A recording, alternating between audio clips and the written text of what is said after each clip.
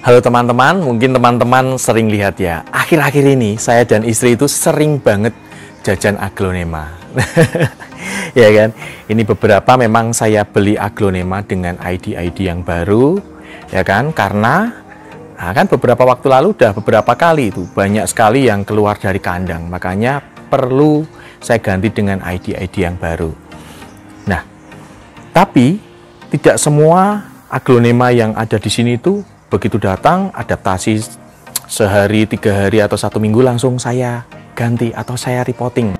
Bahkan ada yang sudah lebih dari sebulanan itu belum saya reporting, ya kan. Ciri-cirinya gampang kok. Kalau sudah saya reporting itu pasti seperti ini. Ya, ada labelnya, ya kan. Ada kodenya, kapan di reporting. Nanti akan kita lihat bagaimana latar belakangnya dari tanaman ini sudah jelas di situ. Nah, tapi kalau yang belum, nah tuh warna potnya tuh belum ada label, warna potnya berbeda. Nah, ini contoh yang lain ya. Potnya warna putih berarti belum saya ganti karena memang saya lebih suka menggunakan pot warna merah bata. Kenapa, Mas? Sudah lama di kandang Riemann Vlog, sudah beradaptasi, sudah cukup sehat untuk siap dilakukan reporting. Kenapa belum diganti media tanamnya? Ini alasannya.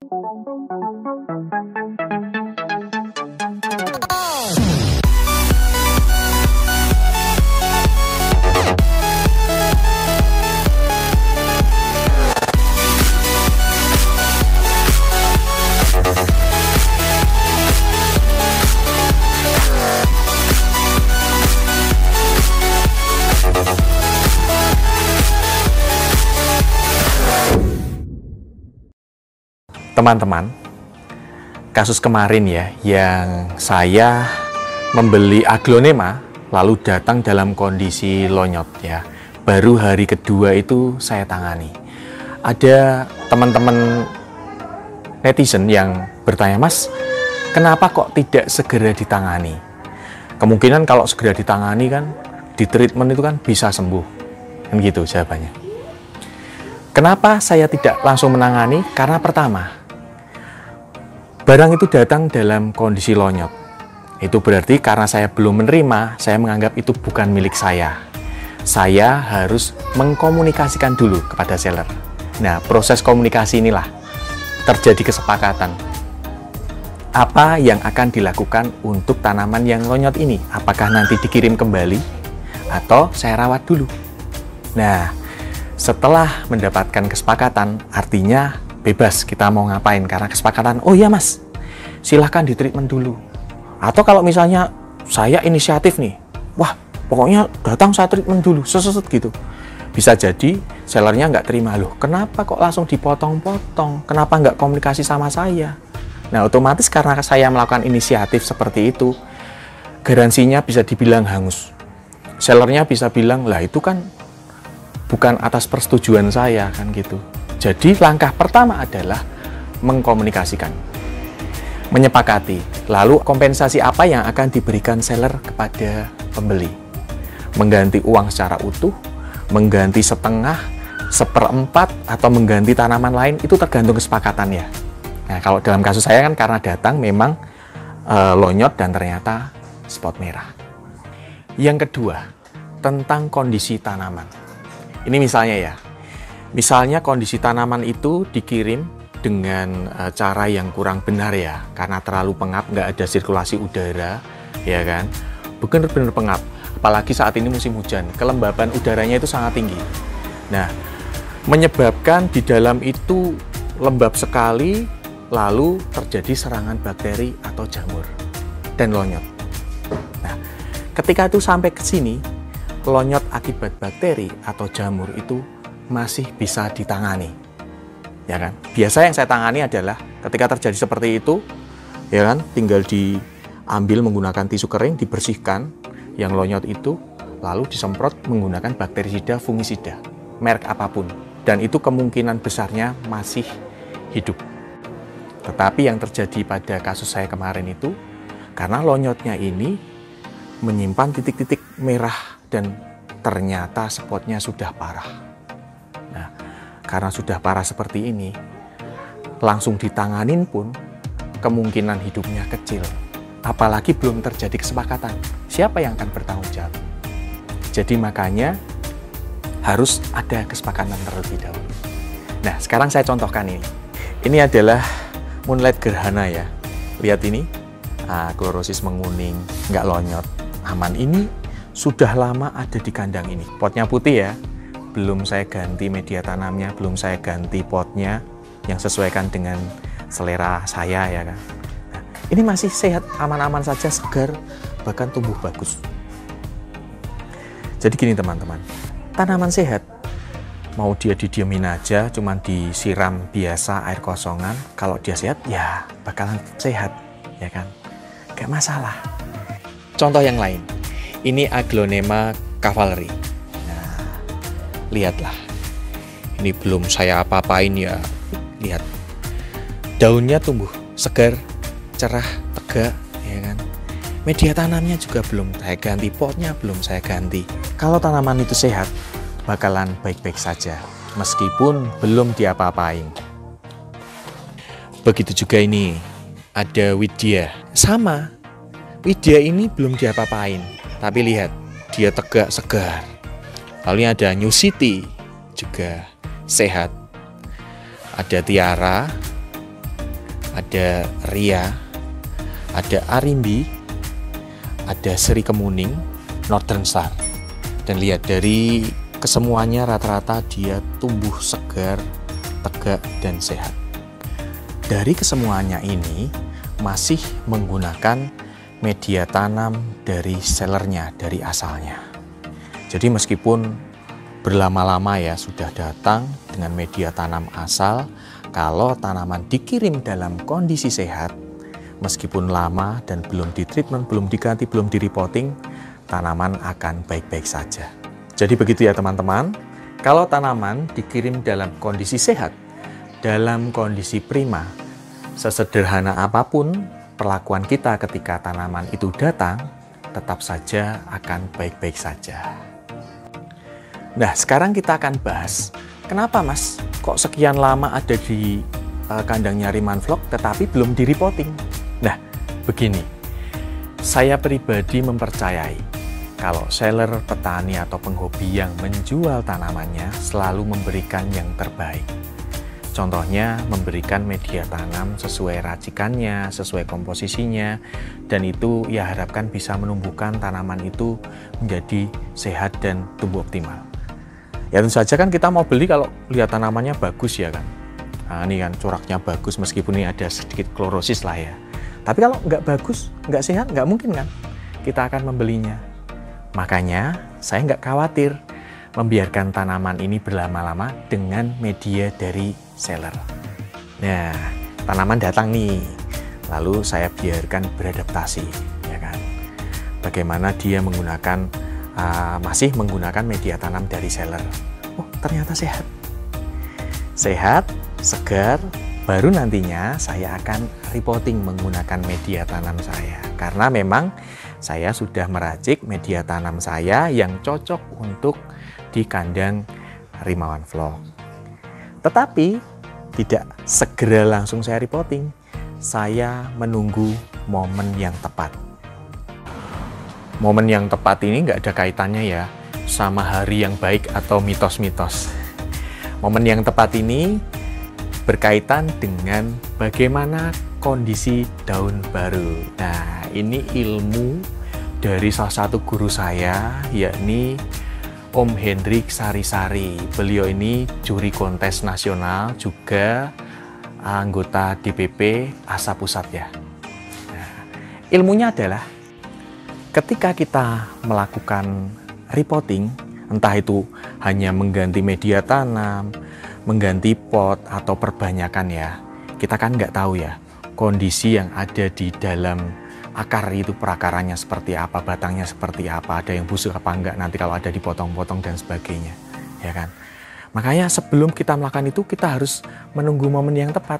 Saya ini penghobi sekaligus penikmat keindahan daun. Jadi saya ini agak terganggu kalau daun itu tumbuh mengecil atau lebih kecil dari daun sebelumnya.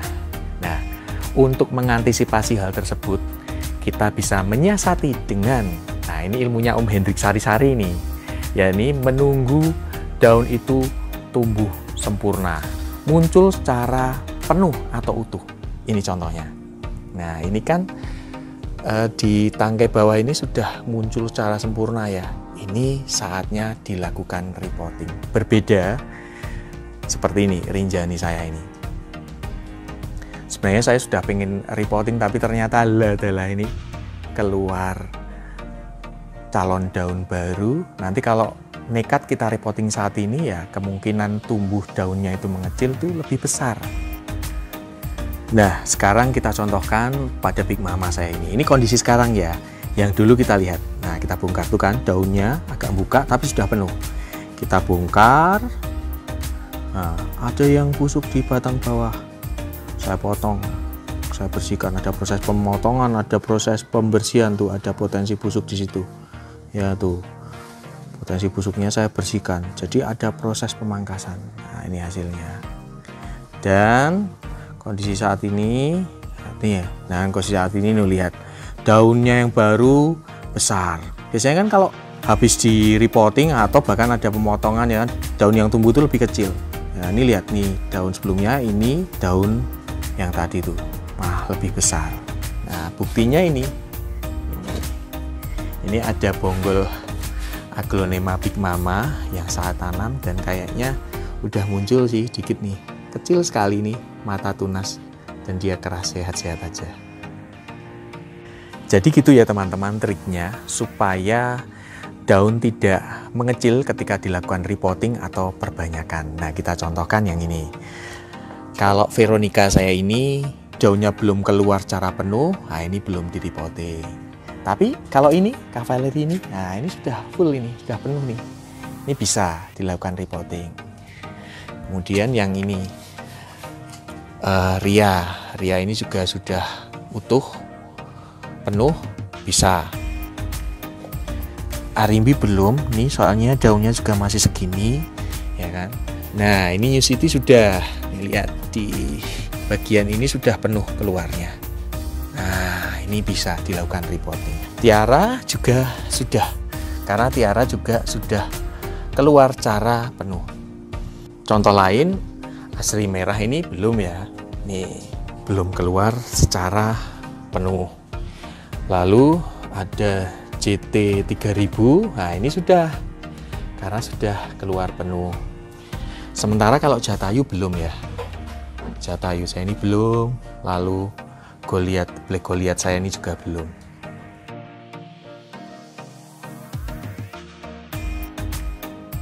Nah, ini saya beli notanya Love Cavalieri. Bentuknya bagus ya, cantik ya, warna peach-nya itu kan merata, bikin adem. Love Cavalieri ini karena sudah membuka secara penuh ya, dan barunya sekarang kita lakukan repotting. Kita bongkar dulu ya.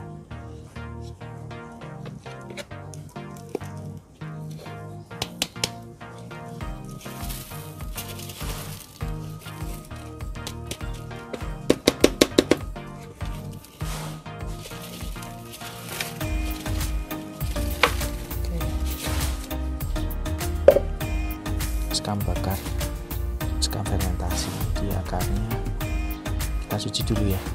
Baik, ini ya akarnya, ini putih-putih tapi ada yang coklat, kan saya gunting dulu akar coklat ini.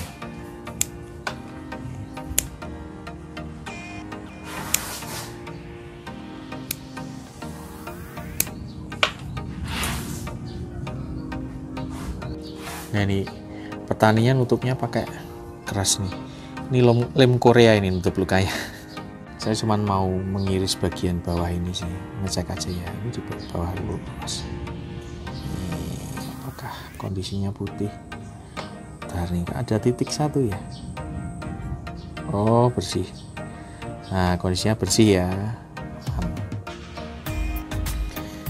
Baik, kita rendam dulu ya.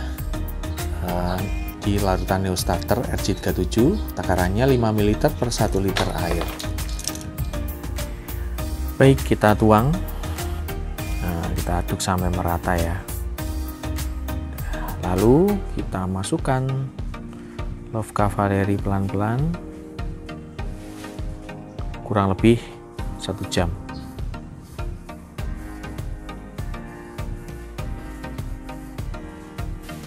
Nah, kelihatan seger.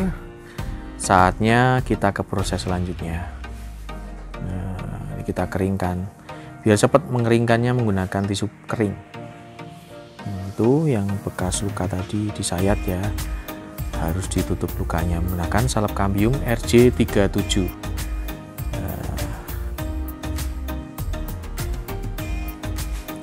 Kita oles salep kambiumnya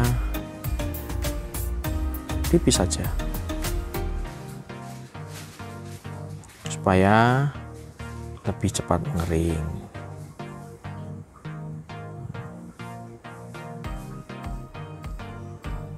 Salep kambium ini memang khusus untuk menutup luka ya, dibuat khusus untuk menutup luka bekas sayatan. Nah, di batang yang ini biar nanti cepat tumbuh akarnya, yang dioles Ludwig. Salep isinya hormon perangsang tumbuh akar. Ini cepet banget. Teman-teman bisa lihat contohnya di episode itu tadi ya. Nah, bisa juga melihat hasilnya di video-video ini, ya kan, before dan after. Ludwig emang sudah terbukti. Baik, nah beberapa saat kemudian setelah salep kambium kering ya, sudah dibuktikan kering, kita tanam. Karena bagian bawah ada luka sayatan, makanya media tanam bagian bawah adalah pasir malang dan sekam bakar dengan komposisi 1:1. Kita taruh furadan dulu, tabur furadan. Ini bagus banget untuk mencegah kutu, ada semut, macam-macam ya yang ada di bawah nanti mengganggu proses pertumbuhan tanaman. Nah, bagian atas kita tanam menggunakan media tanam premium 7 bahan ala Rima Vlog yang sudah difermentasi. Nah, teman-teman bisa bikin di episode 78 dan episode 173.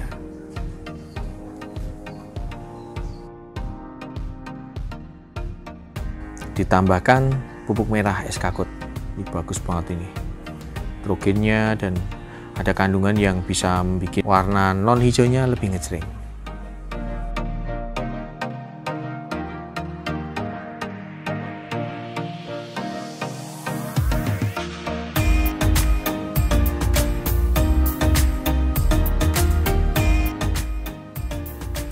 Setelah diberi media tanam, sudah selesai. Nah, berikutnya adalah penyiraman. Pastikan tanaman disiram sampai benar-benar ngocor. Loh, kenapa Mas harus disiram ngocor? Nah, ini tujuannya supaya media tanam tuh nempel erat di batang, di akar, sehingga mudah dan lebih cepat terjadi adaptasi. Begitu. Demikian teman-teman konten kali ini. Semoga bermanfaat, semoga menginspirasi. Berikutnya ini akan kami review ya di episode selanjutnya. Terima kasih banyak, sampai jumpa di konten-konten selanjutnya.